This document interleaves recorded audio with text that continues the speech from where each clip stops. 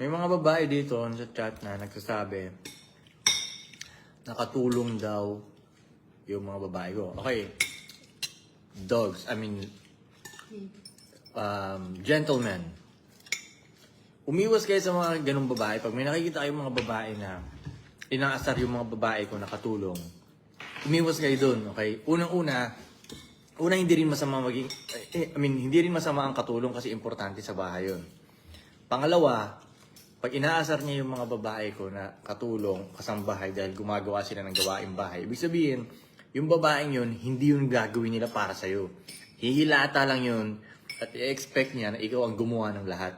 So, iwasan niyo yung mga ganung babae. Maraming makikitang comments sa mga YouTube namin, Facebook, Instagram, ng mga babaeng inaasar yung mga babae ko.